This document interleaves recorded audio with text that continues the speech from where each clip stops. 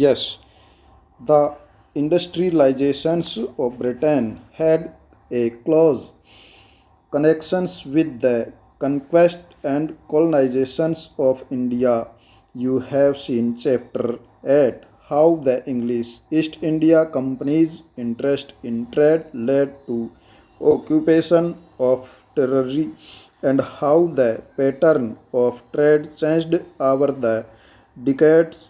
In the late 18th century, the company was buying goods in India and exporting them to England and Europe, making profits through this sale. With the growth of industrial productions. British industrializations begin to see India as a vast market for their industrial products, and our time manufactured goods from Britain began flooding India. How did this affect Indian crafts and industries? This is the question we will explore in the chapter next.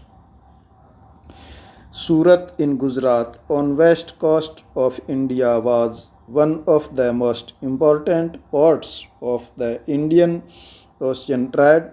Dutch and English trading ships began using the port from the early 17th century. Its importance declined in the 18th century. Next, this chapter tells the story of the crafts and industries of India during British rule by focusing on two industries, namely textile and iron and steel. Both these industries were crucial for the industrial revolutions in the modern world.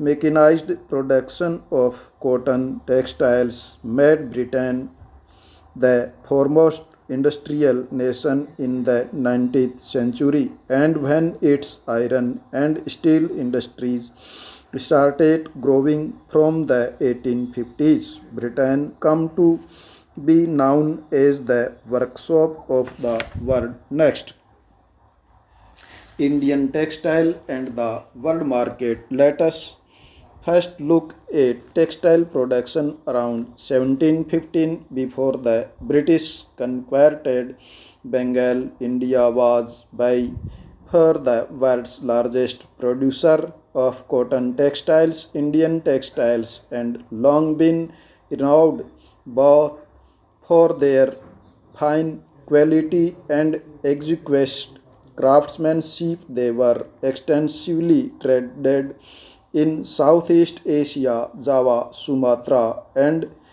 other countries, and West and Central Asia.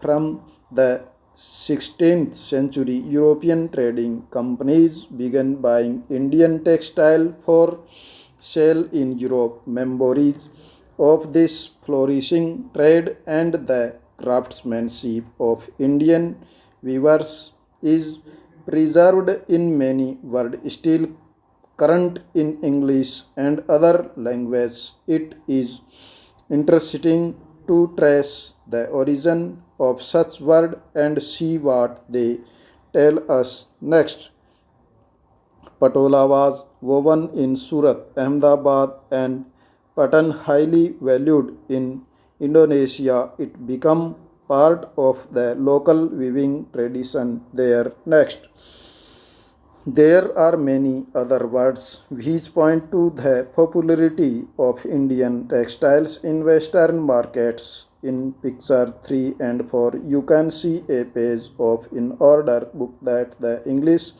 East India Company sent to its representatives in Calcutta in 1703. Next, they order that you are worth 5,8900 pieces of cloths. Browsing through the order book, you would have seen a list of 19 varieties of cotton and silk cloths there. These were known by their common name in the European trade.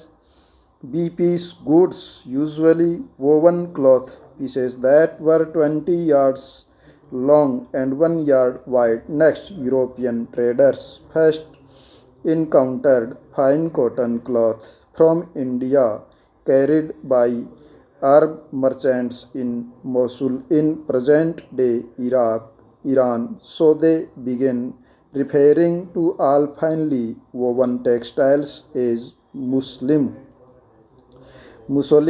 a word that acquired wide currency when the Portugal first came on India's search of space. They landed in Calicut on the Kerala coast in southwest India. The cotton textile which they took back to Europe along with the spice came to be called calico, derived from Calicut, and subsequently calico became the general name for all cotton textile. Next, a page from an order book of the East India Company in 1730. Notice how each item in the order book was carefully traced in London.